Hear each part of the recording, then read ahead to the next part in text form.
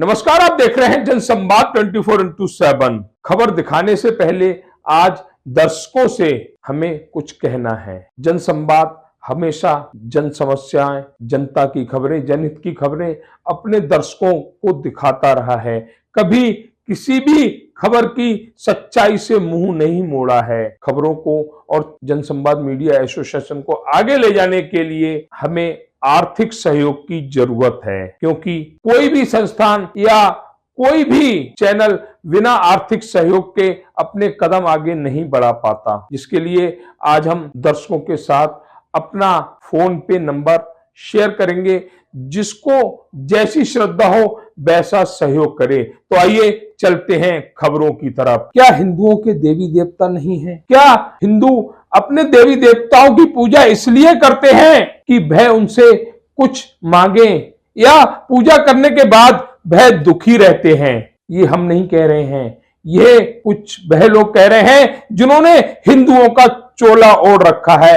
हम बात करेंगे संत रामपाल के अनुयायियों की, जो डीएलएफ अंकुर विहार अंडरपास के नीचे कैनोपी लगाकर कुछ पुस्तकें बेच रहे थे, जिसमें कहा जा रहा था कबीर भगवान है, कबीर संकट मोचन है, हनुमान जी कुछ भी नहीं है। कुछ समय बाद नवरात्रि आने वाले हैं, सभी सनातनी मां दुर्गा की चौकी अपने घर पर लगाएंगे, लेकिन संत रामपाल के अनुयायियों को मां दुर्गा कुछ भी नजर नहीं आती है। बेवकूफ है वह सनातनी जो हर साल माता का जागरण कराते हैं, बाबा खाटू श्याम का जागरण कराते हैं, भगवान को मनाने के लिए अपने घर सत्यनारायण की कथा बिठाते हैं, अखंड रामायण कराते हैं, भजन कीर्तन कराते हैं। वह सभी सनातनी संत रामपाल के अनुयायियों को बेकार नजर आते हैं। वह कहते हैं कबीर को भगवान मानो, जिसके लिए एक बात और उसमें लिखी हुई है, जो पुस्तक वो बेच रहे थे, कि दान देना सही बात नहीं है। लेकिन उसी कबीर ने एक दोहा लिखा है कि चिड़ी चोंच भर ले गई, नदी न घट्यो नीर, और दान दिए तन ना घटे, कह गए संत कबीर। ये शब्द, ये दोहा कबीर के हैं। एक दूसरी बात और, कबीर जिस धर्म से आते हैं उस धर्म के लोगों ने कभी कबीर को अपना भगवान नहीं माना। और संत रामपाल के अनुयायी कहते हैं कि सनातनियों से कि तुम कबीर को अपना भगवान मानो, पूजा पाठ मत करो, भगवान की बात मत करो, सिर्फ और सिर्फ जो तुम्हारे संकट मोचन है कबीर, उन्हें भगवान मानते हुए उनकी आराधना करो। आखिर कौन लोग हैं ये, कहां से आते हैं? हम किसी के धर्म पर उंगली नहीं उठा रहे। लोगों को अभिव्यक्ति की आजादी है, वह कुछ भी लिख सकते हैं, कुछ भी पढ़ सकते हैं, किसी को भी मान सकते हैं, लेकिन अपनी बात किसी दूसरे को मनवाने का कोई अधिकार किसी के पास नहीं है। डीएलएफ अंकुर विहार के अंडरपास पर यही हो रहा था। जनसंवाद की टीम जब वहां पर पहुंची तो उन लोगों ने जनसंवाद की टीम के साथ वाद विवाद किया। हम तारीफ करते हैं डीएलएफ अंकुर विहार पुलिस की, जिन्होंने मौके पर पहुंचकर स्थिति को संभाला और उनसे कहा कि आप अपनी पुस्तकें यहां मत बेचिए, आपको बेचना है आप प्रशासन से अनुमति लीजिए, आप किसी के खिलाफ नहीं जा सकते। आपके मन में क्या है हम नहीं जानते, लेकिन अपने मन की बात आप दूसरे पर नहीं थोप सकते। ये हाल था। पुस्तकें 20-20 रुपए में बेची जा रही थी। किस लिए बेची जा रही थी? कि हिंदू सनातनी अपने भगवान को नहीं माने, उनकी इज्जत ना करें, उनकी पूजा पाठ ना करें। और यह उस व्यक्ति के उपदेश है जिसे खुद भगवान ने पैदा किया, ब्रह्मा की सृष्टि से ही जिसका जन्म हुआ।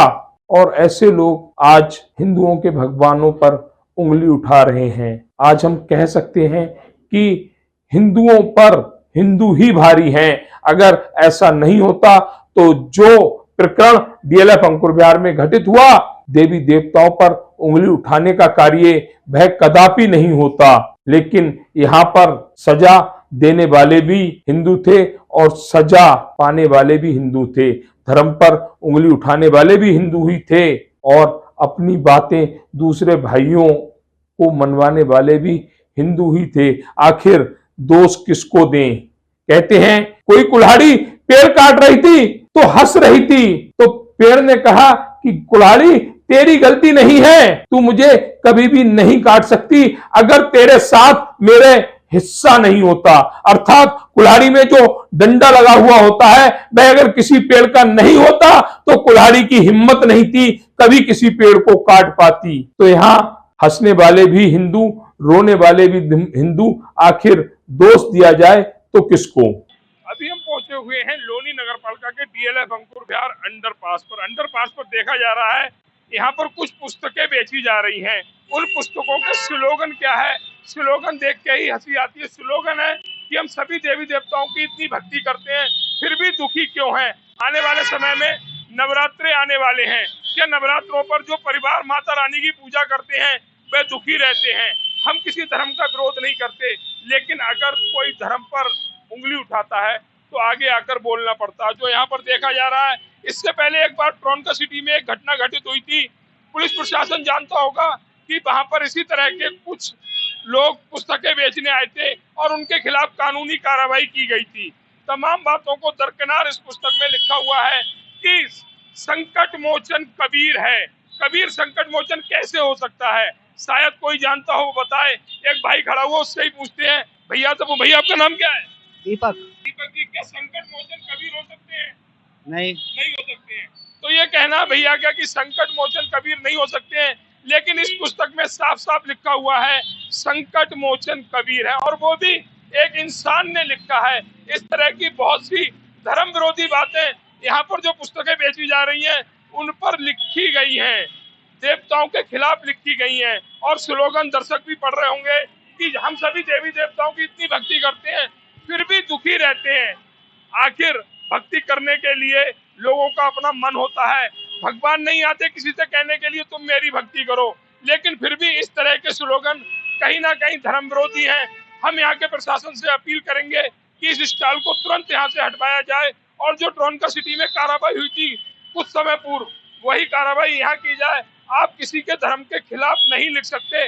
आज के इस युग में कोई भी आजादी नहीं है। आप अपनी पुस्तकें बेच सकते हैं, अपने धर्म को बढ़ावा दे सकते हैं, लेकिन किसी धर्म के खिलाफ नहीं लिख सकते। लेकिन यहाँ पर साफ साफ बैनर पर लिखा हुआ है कि भगवान की, माता की, देवियों की, देवी देवताओं की पूजा करने के बाद दुखी इतने क्यों रहते हैं। कौन देख के आया है कि हम किस लिए दुखी हैं। शायद उस दुख का कारण हमारे खुद के कर्म हो सकते हैं, लेकिन इस बात को कोई नहीं समझेगा। सिर्फ और सिर्फ धर्म के खिलाफ जाकर अपनी बातें रखेंगे, अपना व्यापार करेंगे।